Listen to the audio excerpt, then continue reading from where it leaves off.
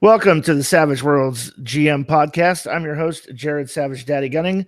Tonight's episode brought to you by our loyal supporters from Patreon. If you want to join their ranks, feel free to go to patreon.com /SWGM podcast and subscribe there and support the show. We're on social media. If you want to follow us on social media, we're on Facebook, facebook.com /SWGM podcast, on Twitter at SWGM podcast. And we are also on YouTube. If you want to watch the shows, catch the live stream after the release to the Patreons, typically Tuesdays. You can catch that on the YouTubes at youtube.com /Savage Worlds GM podcast and on iTunes at Savage Worlds GM podcast. Quick note, we have resolved our subscription linking issue. All areas where the podcast is now available is up to date. Plan for, I know we are behind in releases. We should be completely caught up in releases of the podcast up to this one starting by Tuesday.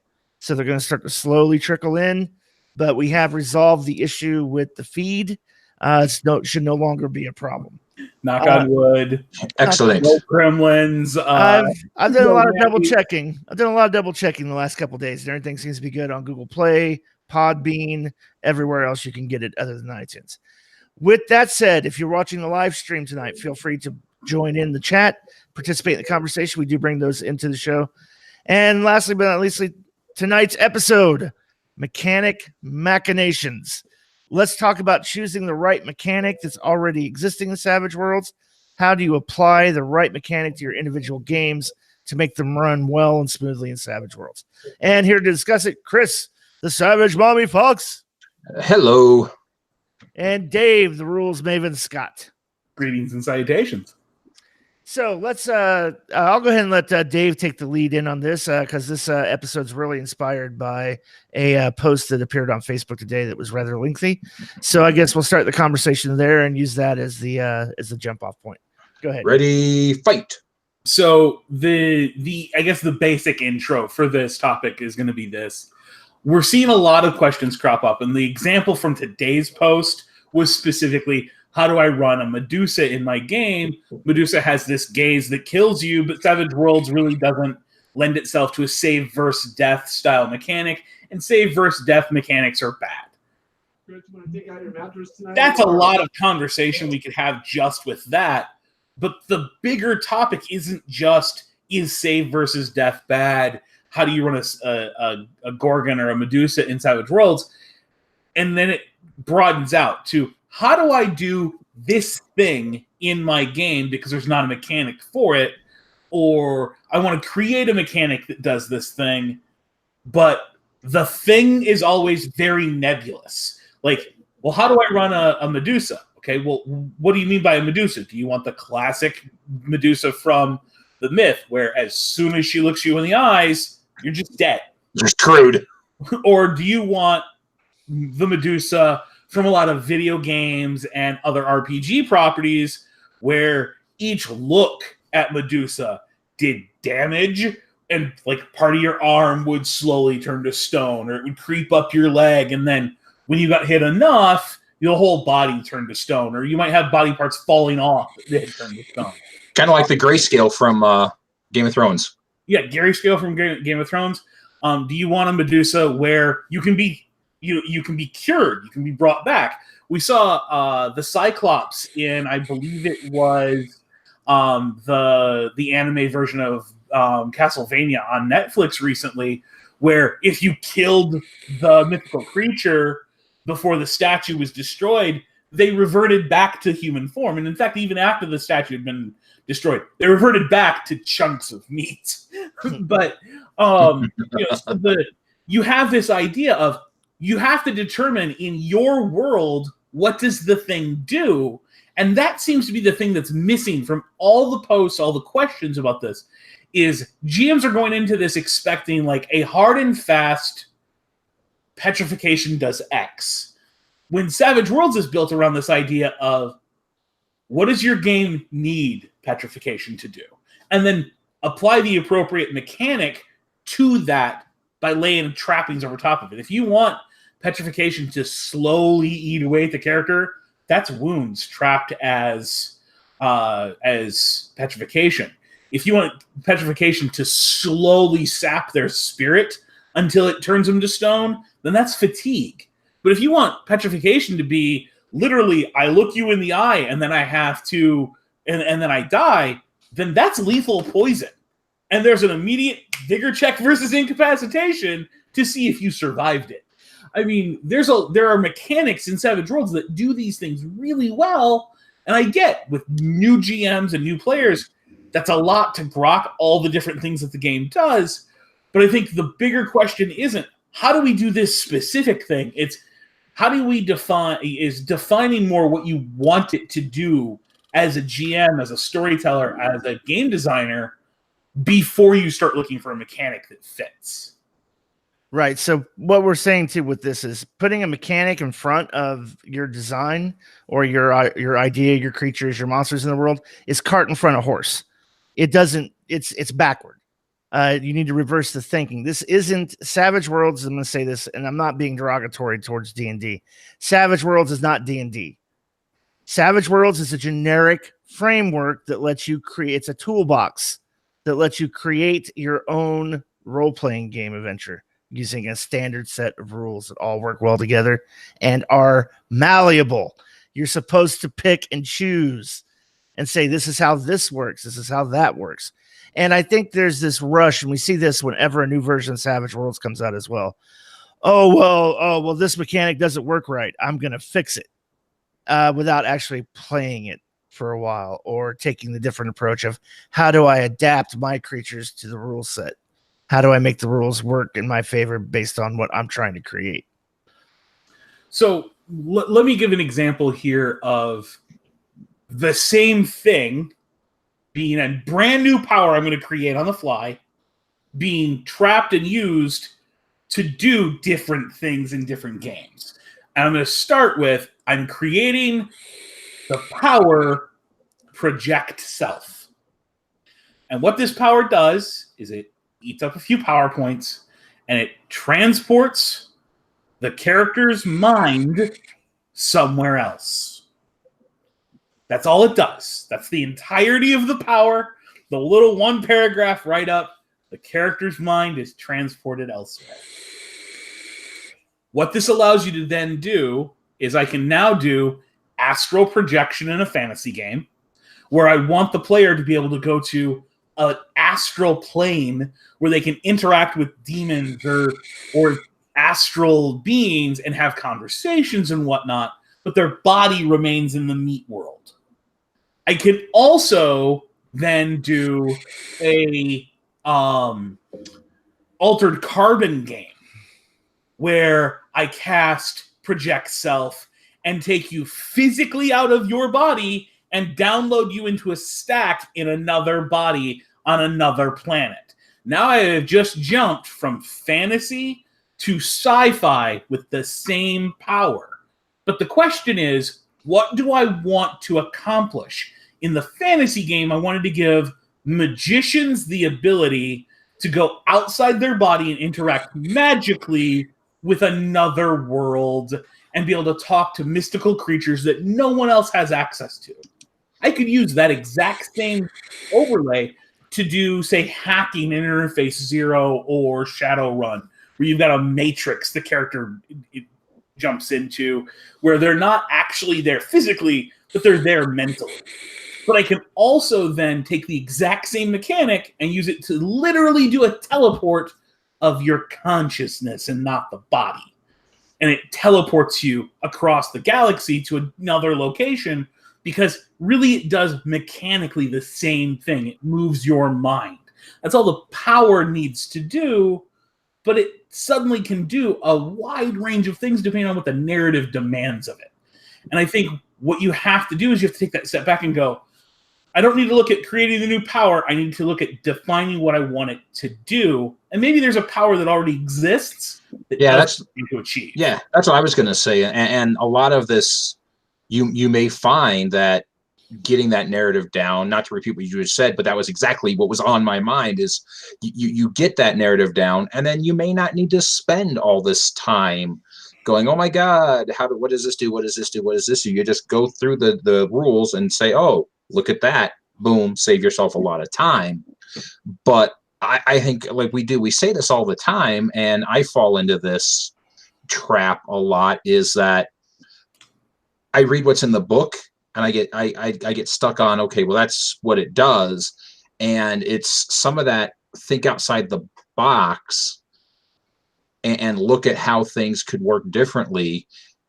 And it's hard for some people, and it's hard for me sometimes, because I sit here a lot. You guys talk about some of this stuff, and I sit here and go, oh, never thought of that. Yeah, that's a good idea.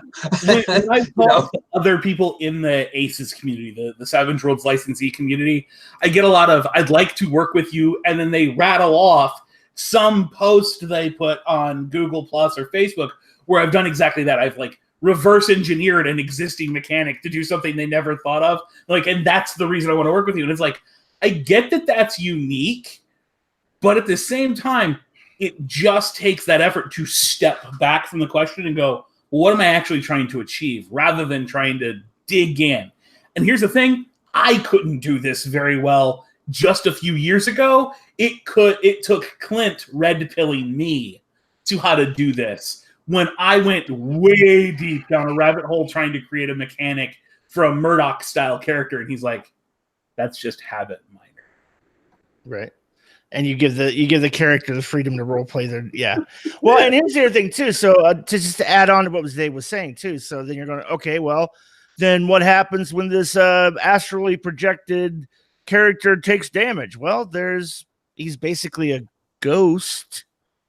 You could just go to the bestiary and, I don't know, look up ghost and apply the same rules and limitations that are there for a ghost to that character while they're astrally projecting, if they're even astrally projecting into the real world somewhere else, right? I would even say maybe they're immune to damage the way the ghost in its incorporeal form is immune to damage, or vice versa. If the body takes damage while they're astrally projected, then they're dealing with all the drawbacks of taking damage while you're maintaining a power. Right. Exactly. So you find things that apply to that already exist in the rule book, and you buffet line item that. You pick and choose, cherry pick this and that and the other, and wham, bam, boom, you've got a Savage Worlds mechanic. And you throw out what you don't need. So we just talked about astral projection, and we talked about this idea that if the body is attacked, you face the concentration rules, where you can be sucked right back into your body because you were shaken, and therefore drop all maintained powers. It might be incapacitated rather than shaken. Now I'd have to double check Suede. Regardless of how the rule actually works, let's say you don't want that. Maybe you want that scene in Doctor Strange where the character's body is dead, for all intents and purposes, on an operating table and being shocked with the defibrillator, which we all know doesn't actually bring you back from dead. They only use a defibrillator if your heart's still beating. But you're on the table, and cinematically the character is physically dead, but the mind is still awake because they were projecting at the time. Maybe that's the scene you're trying to achieve. Well, now you know that the tried and true, you take damage or you're incapacitated and you lose the spell, doesn't work for you. So you simply remove that part and you say, no, once the mind is out of the body, they're separate. But if the body dies, you've got nowhere to go back to. Mm-hmm. So now you've got to work in the astral plane to get back into the body so you can, recover before you die. You can twist these things very easily using the existing mechanics to do this. Another version of this same conversation happened again on Facebook, where a guy asked, well, I want to run an exploration game. But all he said is, I want to run an exploration game, and I don't want to do it based on the old hex crawl rules. And it's like, okay, great. What do you actually want to achieve? Are you dealing with a map that you as the game master can see, and you know where all the things are in the world and it's all predefined? Or is this a sandbox world where nothing exists and your players have just as much freedom to add a town or a stream or a gold mine to the world as you do because it doesn't exist to begin with? Or are you playing a game where everything's known and you're really just using points of interest as literally a point of interest that's got a hook that leads off of it for an adventure that happens in that location? And your players get to kind of smorgasbord pick and choose between them.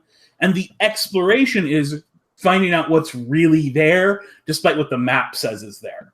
Like, there's a lot of versions of an exploration game you can do, and a lot of different mechanics that would let you do that. But you have to pick which one you want to do first. And this GM wasn't expressing that with their question. I don't know that the GM had even figured out exactly what they wanted their version of exploration to be yet.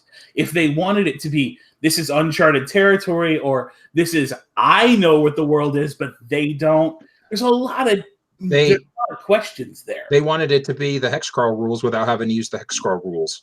Right. So let's talk about that. So here we're going to go full circle around this again. And hey, if we're having this conversation again, then obviously Facebook posts and everything else dictate that we need to. So what we're talking about in both of these examples are people who want to take something out of another game system and bring it into Savage Worlds. Right? The save versus death Gorgon thing is a D&D mechanic for the D&D world, right? The hex crawl thing is, I want to run a hex crawl, but I want to do it in Savage Worlds. Okay, you don't convert, you adapt. You ask, what does that thing do in that game? Okay, how do I make that thing do that thing using Savage Worlds? Well, and again, I think you have to ask not just what does it do in that game, but what did I want it to do in this game? Right. So going back to the exploration example, that is two very different ideas if you, as the GM, do and don't know the world your players are going to be playing in. Mm-hmm. If you're creating a world at the table with your players and a true cooperative experience, then the best mechanic Savage Worlds honestly has to offer for that moment is the interlude. Because you deal a card to the player that sets a theme, and the player tells you a story about this new place that they then get to go off and explore. That is an amazing mechanic that really only exists in Savage Worlds. Yeah. And it definitely does what you're trying to do. But if instead you've got a map and you need to know how well do the players plan to get there, I can think of this really great, chaos mechanic that does exactly that in a published product. Chris? Yep. Chase mixed with a dramatic task. Yeah, and it is an amazing mechanic. So let's take another example, right? So let's break something down here. And yeah, you can say, screw you, Jared, after I say this, but let's say that you want to try to introduce your D&D group to Savage Worlds. You want to run a D&D-esque fantasy, and there's no Vancian magic in Savage Worlds because of the way the power system works, right? Yeah, exactly. I knew that was coming, and you're welcome. So here's what you have to ask yourself is, what is the point of Vancian magic to begin with, right? It's kind of it really is more than anything else to limit your spellcaster's power if you really stop and think about it by making them preload and pre-choose everything. Yeah, and then the cast and forget. Right.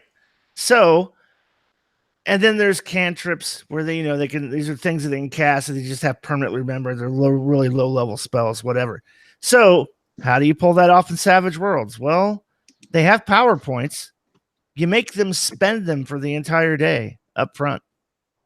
Period. And then with the new Suede rules, if they want to cast a cantrip, then that's spending a Benny as a power point, or spending Bennies for power points to cast a cantrip. And the new Suede rules actually even make it better because they have the whole shorting of a spell where now I determine in advance that I'm going to use the blast power. I'm going to cast a fireball later today. That's the bolt that goes out and explodes version from D&D. So I'm going to use blast. Well, or I'm sorry, that's burst, not blast. I apologize. Anyway, I'm going to use that power. But when it comes time to do it, I decide, I really need this thing to go an extra range increment, and I need it to do heavy weapon damage. So I'm going to go back to the trapping section, and I'm going to say, well, what do I want? Here's some things I want to add to that. And it costs X number of extra power points.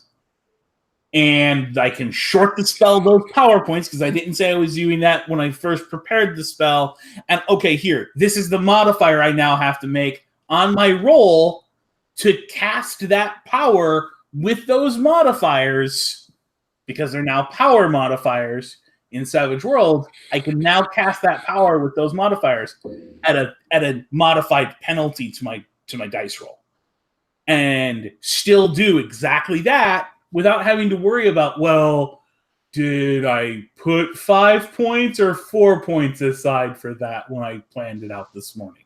No. and to me, that just makes it too much work. Well, yeah, but some people do enjoy the Vancian. Some people really, really enjoy the Vancian magic. I'm going to well, preload everything. That's true. I get to noodle with this. I have to kind of think things out, and I have to strategize.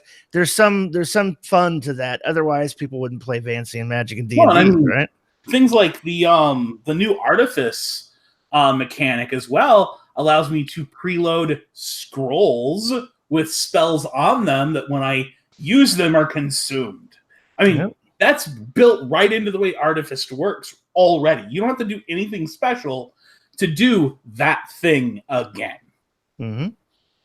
And you can just sort of sit down, and then you have to ask yourself, well, wait, so do I create a new arcane background, or I just relabel magic as wizardry and say at novice rank, you only have access to these powers. At season rank, you get access to these powers. I mean, it depends on how far you want to drill down and trying to adapt a D&D spellcaster wizard into Savage Worlds fantasy campaign. And as we've said in the past, somebody's already done the Vancian magic thing for us. Richard Wilcock has, but it's not its own thing. It's not really right, and it's pretty. I mean, it's pretty complicated. Yeah. Well, and it's 2 iterations of the game ago, I think, isn't it? Right. We're talking about just adapting, doing something very simple, kind of thinking about, well, how does this work? Why does it work that way? What does that game achieve? How do I translate that or adapt that into Savage Worlds core frameworks without doing a lot of heavy lifting? And that's pretty much the answer. Look at what's available, buffet style it, pick and choose. And here's the thing. I think a lot of GMs and players are especially new to Savage Worlds. The first instinct is, well, what I need isn't here, so I'm going to house rule it. Wave off, stop, no, change your thinking completely and going, okay, how do I make this thing I want to work using something that already exists? And one of the examples I've given in the past is when I was running ETU, I spent 3 weeks trying to create a mechanic for a football game. Savage Worlds, especially under Suede, quick encounter. Yep. Bam, done.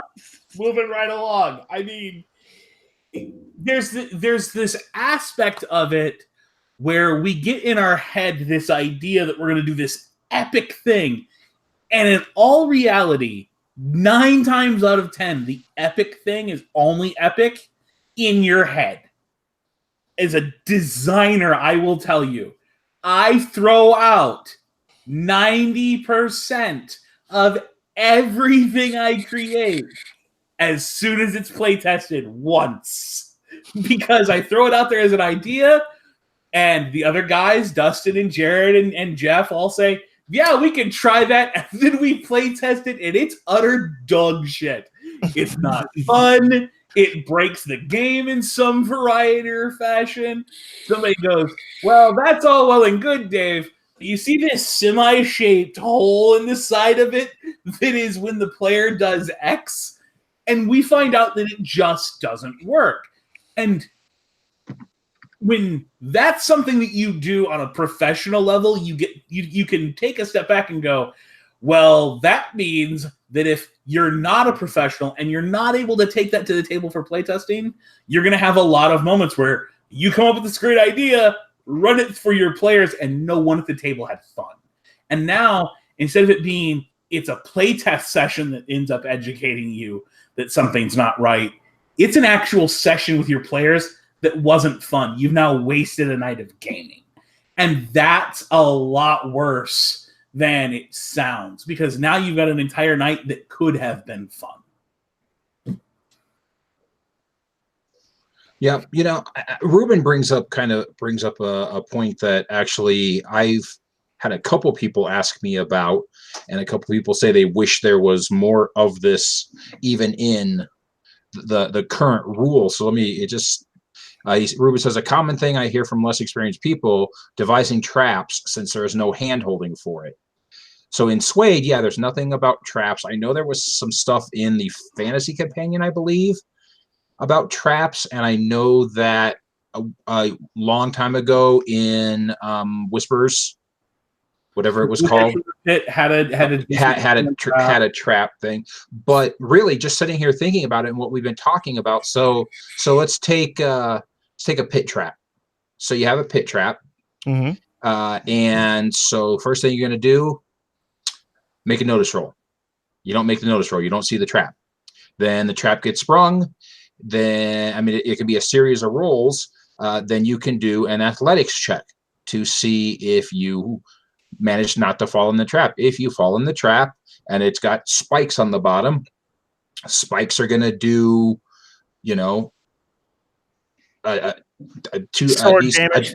Sword damage. You roll sword damage. There you've got your pit trap.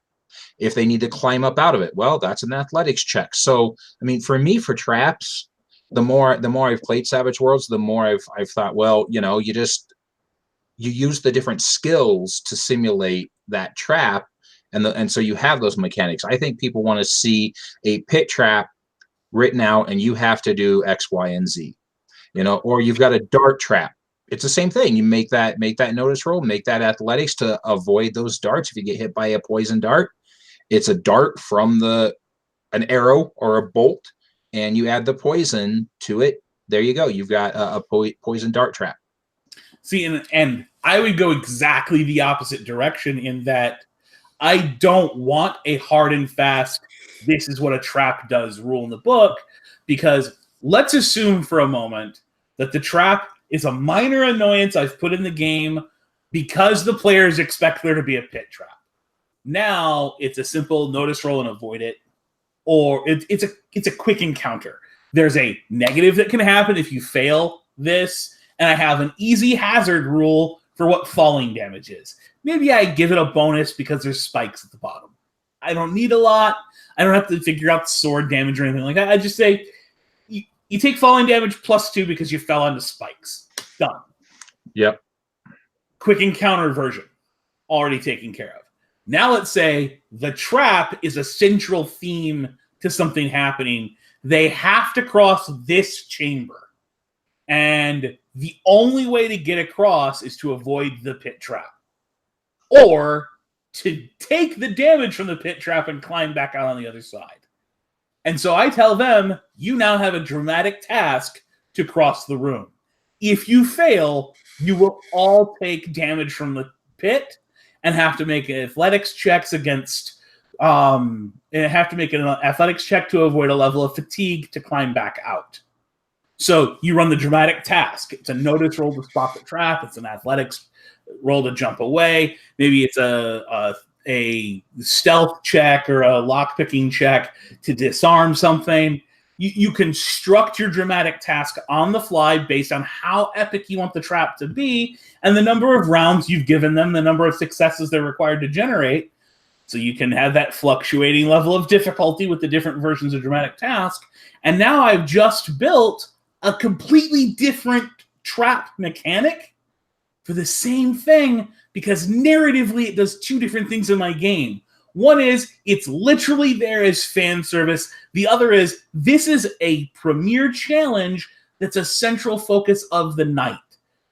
They have a different connotation to our story, so they get a different mechanic in Savage Worlds. And I think that's the confusing part of what we're talking about is when we start talking about taking a mechanic and using it at a more advanced level, it's I can do the same thing multiple ways based on the effect I want it to have on the game. So let's talk about spotlighting a trap. So let's just for the sake of the listeners and the viewers, let's go through Indiana Jones, the very first adventure, opening scene where we're getting trying to get the golden head idol. Right there is a whole scene rife with lots of traps. There's the light trap, the spike, the jetting out spike trap. There's the crossing the ravine. There's the don't step on the wrong colored plates in the throne room or darts come out of the walls. There's getting up to the thing and weighing the head so it doesn't go and cause everything to start collapsing in the boulder. All of that. So let me ask, is that tomb dive your session for the night, or is that the intro to your session for the night because you're actually running right a full Lost Ark adventure at your session? So let's play with both. Okay. In the name of fairness, let's play with both. So we're going to make this the introductory opening scene of you found the lost cave of such and such, and we're now traveling inside it, trying to get to this golden idol throne room, this worship room. So the easiest way, in my opinion, to just traverse all those traps up to the point is what Dave was saying. Quick encounter. Quick encounter against the traps leading up to the room, and then when you get into the room, then maybe specific traps. How much do you trust your players? Not at all. Because they're idiots. Sorry. I'm joking, of course. Comes out for me as an intro to the game. That's an interlude. Hey, Chris, here's a diamond. Tell me a story about bypassing the traps to get into the tomb. Yeah, that would work. And I think even a dramatic task could do the job to start. So I think we're showing that, hey, you've got 3 different ways that you could do this as the quick version, mind you. Right. Even the dramatic task is, technically speaking, you're talking 3 to 5 dice rolls. That's quick to start your night off. Right. So let's say we do the dramatic task, they get to the idol, all that, and they fail. They don't calculate, they don't eyeball the weight of the sandbag properly. And the podium starts to depress, and now the ceiling's coming down, and oh my God, huge boulder. Chase rolls against the boulder? Yes. You could do it that way. I think if you start talking about running a second mechanic, now we're starting to get more into the second version, where we're running this as more of this could be half of tonight's whole session. Because once I start breaking in multiple mechanics, that's going to slow things down. Because each dice roll is going to have its own narration. And if you run a dramatic task, you've got 3 to 5. That's going to be, let's say, 10 to 15 minutes, depending on how good your GM is at narrating. Could be longer, could be shorter. And then a dramatic task. Now you could be another half hour running the dramatic task, and then the chase could be another half hour, maybe even 45 minutes. I've seen a chase run, a couple hours long when you start getting into like the old unending chases. But even a current version of the chase could take as much as a half hour, depending on how many characters you had acting and things like that.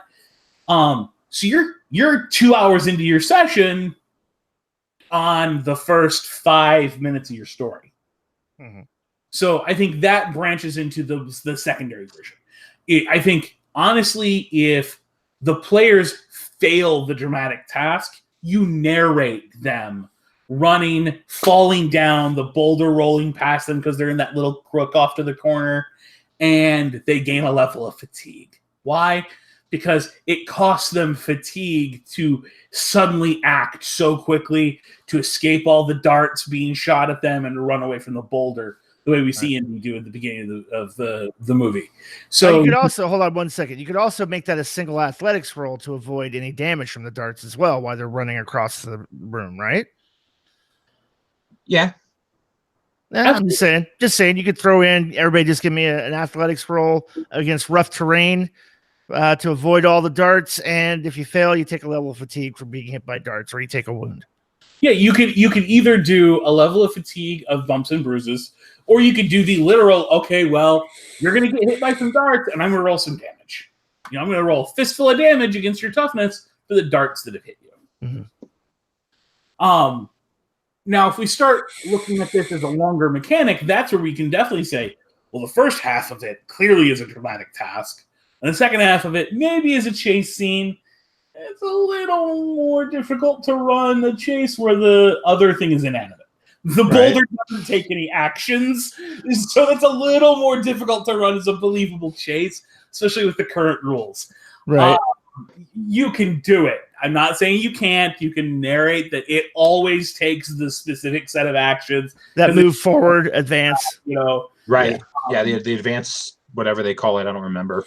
But you can certainly, narrate the idea that could work.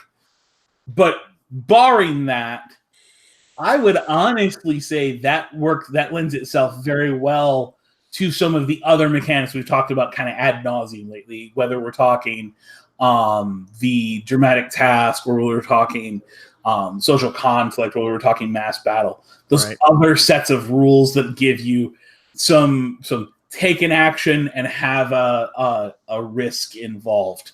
Right. I think ultimately, though, you have to decide what has risk to tie a mechanic to in each scene.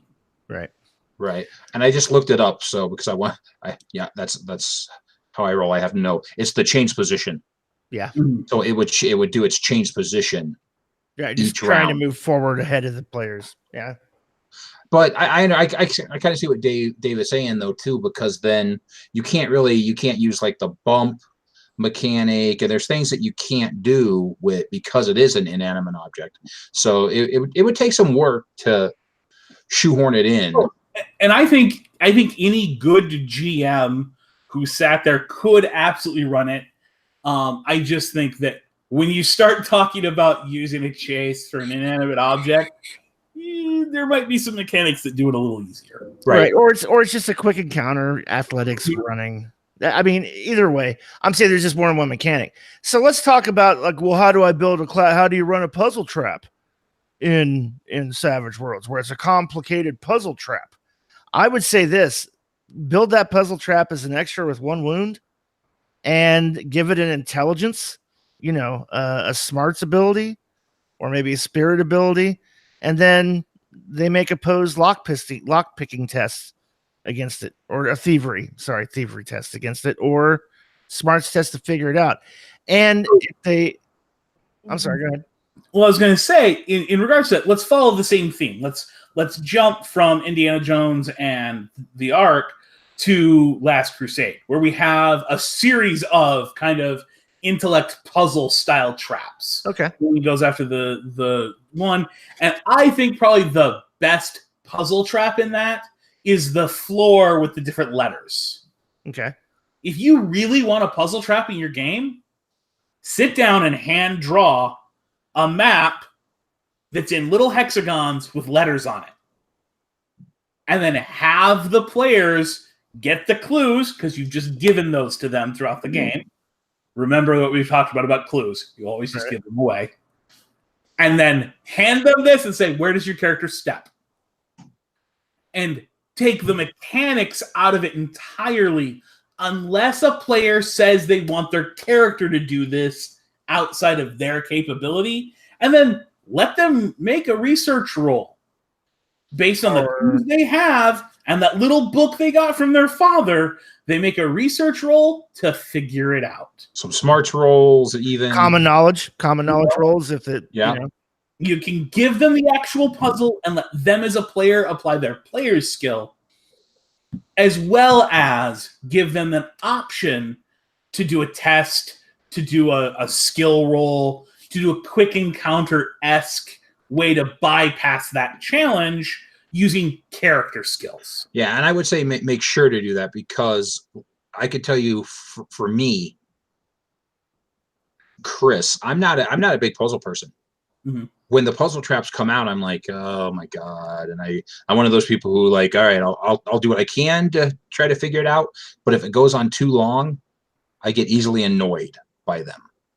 Well, and here's the thing: is you don't even want to be playing with Chris and Scott at the same table, where you're feeding Scott once the actual puzzle that he has to figure out, and Chris doesn't, because then Chris is going to get bored.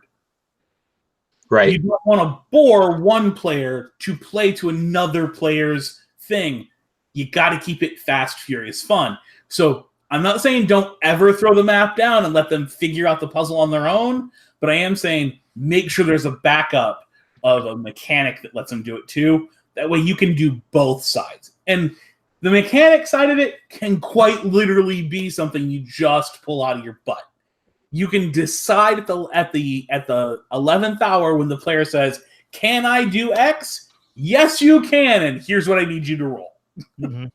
So what I'm talking about is more like an impromptu. Like you haven't planned it for the night, but you're going, "Oh, you know what would be sweet right here in this part of the dungeon? A puzzle trap." What kind of puzzle trap, GM? I have no idea. I'm going to go, "Hey, players, you encounter this weird shaped object. Describe it. What does it look like?"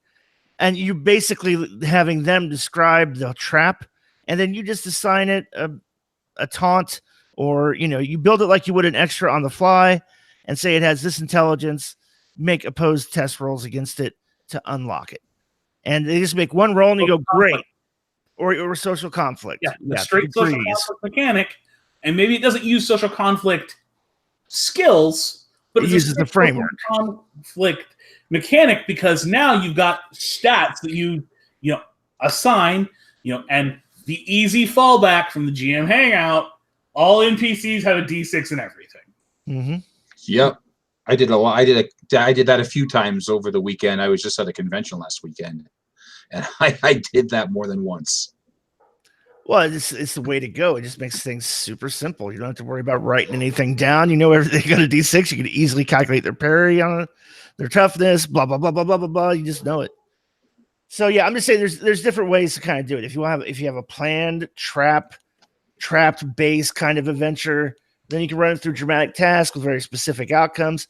If it's just to pull a trap out of your ass because it sounds like a cool thing to do, go ahead. Savage Worlds will support you in doing it. Just find the mechanic that kind of works for what you're trying to achieve. Right. I want to back up and talk about one of the other things to keep in mind under the new Suede rules for why what we're talking about is even more important in Suede than it was in Deluxe. And that is, you can pour your heart and soul and all your effort into 3 weeks of prep to come up with that brand new great mechanic that handles the Gorgon. And then a player drops a Benny at the table and narrates their character walking over, pulling a lever, and dropping a boulder on the Gorgon's head and defeating it. Why? Because they now can take narrative control of your game by dropping a Benny. And you spent all that time prepping this brand new mechanic that the player literally bypasses in the time it takes them to drop a Benny on the table and do 10 words of narration. I agree, Dave. I agree with you completely. Do no planning whatsoever. Show up and pull the entire adventure out of your ass. Absolutely. And my thing with that, my disagreement there is, and again, I don't know, we've said this, but my feeling is it says a small narrative change. Small. To me, that is not a small change fucking up, being able to do that. Just kill the Gorgon. Well, here's the thing. How big is the Gorgon? Is the Gorgon the big bad? Then yeah, no, that's not a small change. If the Gorgon is a little blip, on the way through the layer. So Then maybe. well, let's talk about that, right? Because you can apply the rule, right? So the player character go, oh, well, I'm going to drop a Benny. I see a lever attached to a boulder. I'm going to pull it and kill the Gorgon. It's going to drop on her. And you go, well, no. Yes, your Benny allows you to say that there's a boulder attached to a lever and you pull it. But what happens is left up to dice.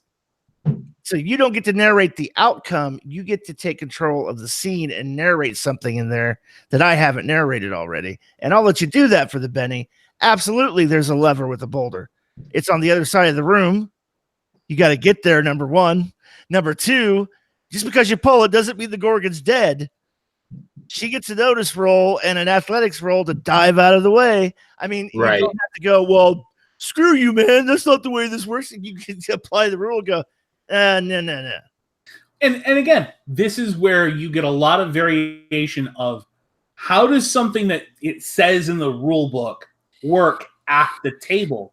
You just got 3 different opinions from 3 different GMs. All of us have, I would say, minimum of 25 years experience as GMs behind us. There's not a person in this podcast who's been playing less than 25 years. Maybe obviously less with Savage Worlds, but 25 years of gaming behind each one of us. We have a different opinion of how that rule would work at the table. That alone should tell you part of the reason why Savage Worlds is written the way it is, because it's written for GMs who are going to disagree. You don't have to agree with Chris or myself or Jared on how you would, maybe when we were talking at the top of the show and we rattled off 2 or 3 different ways that the Gorgon could work. Maybe those work for you. Maybe they don't. And that's fine. That's the joy of playing Savage Worlds, but it's also the joy of being able to decide what effect do you want it to have on your game and then try to find the mechanic that does that.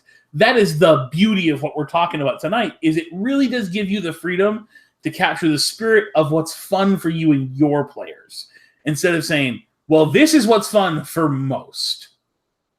Right. Yeah. And I'm also going to add in here too, because part of the discussion on the first post that inspired this podcast topic tonight was that, insta kill things and save versus death sucks, and it's a grognard old GM dick way of playing. It's outdated. I disagree.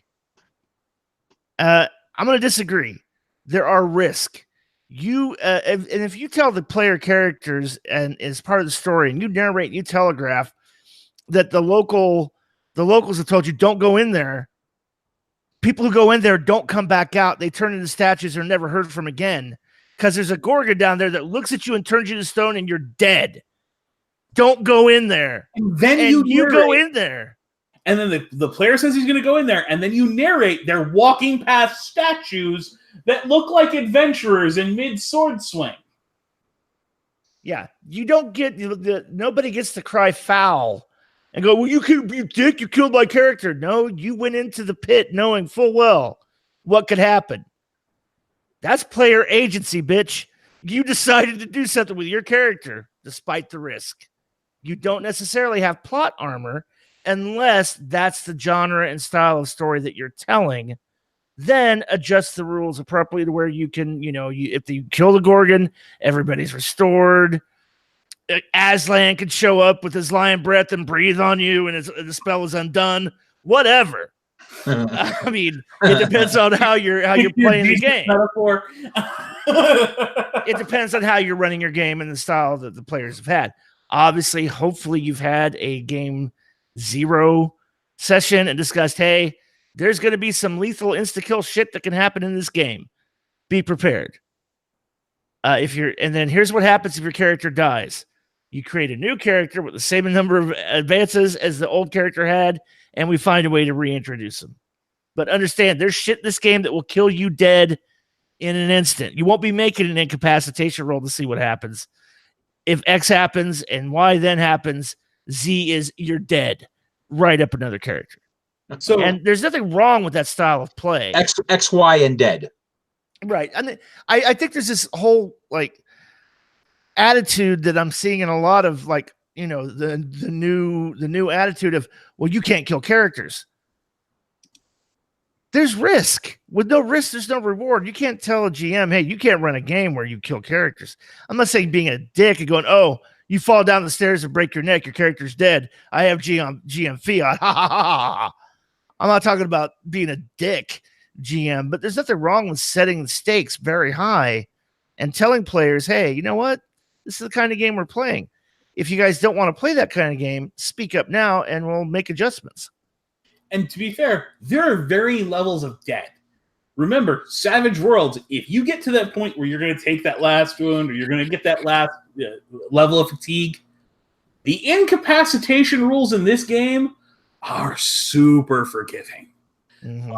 And I'm saying this as one of the people that's helping design Dead End, where we just recently went through this.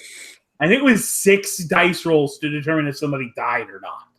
Like, it's a chore to have a player character die in game, because first they have to take the wounds that they failed to soak. Then they have to actually fail the incapacitation roll and go into bleeding out, or roll a critical failure and not be able to Benny out of that to be able to actually die. The only roll, a single roll that ends up in death, is an incapacitation check where you roll a critical failure. It's the only way to just kind of instantly die right now. After that, you then go into another stage, which is bleeding out, where other players can take an action to simply stabilize you. They roll a simple 4, and by the way, with the change that Shane just announced earlier today, we're not supposed to talk about that. Yeah, you can. He posted it on Facebook, dude. Oh, okay. I was looking for the aces 2 days ago. Anyway, the aces. Sorry. Good. The change he made today, you don't even suffer the target's wound penalties. So now, I walk up to you with all your wounds, roll a simple 4, and get you right back into the game to avoid incapacitation. That's a powerful ability from the healing skill, much less the power. So now we see how robust and difficult it is to kill a player character. In Dead End, you get bit by a zombie, you're dead. Your character is dead. It may not instantly kill you, but the character is dead. There's no coming back. There's no get out of jail free card. There's no drop a Benny and it didn't happen. If you're bit by a zombie, the rule we have in that is you've just been infected with a hyperactive version of the virus, and you're gonna die. That virus is absolutely going to kill you. There's no ifs, ands, or buts about it. And to get bit by a zombie really just requires they do a wound worth of damage to you. And guess what? That's pulled from the Horror Companion from back in Deluxe. Peg had already written that into zombies. Well, and here's the other thing, too. So if you're saying, well, it's nearly impossible, understand there's still, take a look at poison. Just take a look at lethal poison. There is not a you make an incapacitation roll. It's the victim is stunned, takes a wound, and perishes in 2d6 rounds. Period. End of story. Move on. Roll the dice for how long you have to live. You're not going to get incapacitated and get a roll and have somebody save your ass if you get hit with lethal poison. And that's rules as written, boys and girls. So this whole idea that, you can't ever put the characters in real jeopardy and they all have plot armor, I say poo-poo on that. Forget that. That's not gaming. Now, if you're running an Indiana Jones high, fist pumping pulp action story, sure, let's not have the characters die. It doesn't fit the story, the tone of what you're doing. The heroes never die setting rule, and that takes care of that, though. Right. If your character is turned to stone by the Gorgon in a heroes never die setting rule, then you roll on the chart, you figure out what happens, and then after the session, the players drag the statue back to town, and the local cleric undoes the curse, right, freeing you from it. Or you kill the Gorgon, cut her head off, and your friend turns back to, it stops being turned to stone. However that works in your game, Heroes Never Die is up to you to narrate the outcome. Right. But I think, again, this is where you have to take that step back and go, what's the point of our game? Dead End, the point of the game is there are some pretty hard and fast ways your character just dies. So we wrote mechanics and we reused existing mechanics that reinforce that. Right. It's a zombie apocalypse. It's a survival. Here's the thing, Dead End, and I don't want this to become an advertisement for Dead End, so to speak, but Dead End, the idea of that has always been, it makes The Walking Dead look like Sesame Street. This isn't action hero badass, just shoot zombies in the head and run through the apocalypse unscathed. This is, how do you deal with survival? Can you get enough food to survive? Can you avoid the undead? What about other people who want to kill you and take your crap? I mean, so the rules in that reinforce that tone. And that's more than anything else what we're saying tonight is, what's the tone of your story? What happens in the narrative of your story that you're creating at the table with the characters? Adjust appropriately. Find the rule that fits. So, I mean, we're at the end of the hour. So I just want to kind of wrap it up here. Anything else in chat that we want to address that we haven't talked about? Well, but I do want to share something real quick. Mm-hmm. With mechanics and things we've talked about quick encounters. So you all know that you've all heard me talk about my short bus Saturday afternoon ETU games. And the very first one where we spent the entire 3.5 hours at a frat party, which was supposed to be a 10-minute interlude. Well, I ran the final chapter for the group. I had 4 players who had started the original with me and 4 brand new players, because somehow I managed to accidentally put that I could take 8 players. That was rather interesting. Thank God I knew all of them. But anyway, so we're going along, and there's really 2 core encounters in this adventure towards the end. I ran them both as quick encounters because we were running out of time and I couldn't get them done. They loved it. They had a great time. And I did that because I wanted to see how it worked. It worked really well. And plus, it was the very last game for this ETU short bus. And I wanted them all to go around the table and give me an epilogue of where are your characters now and what's happened to your characters. God, it was. I wish I would have recorded it because it was great.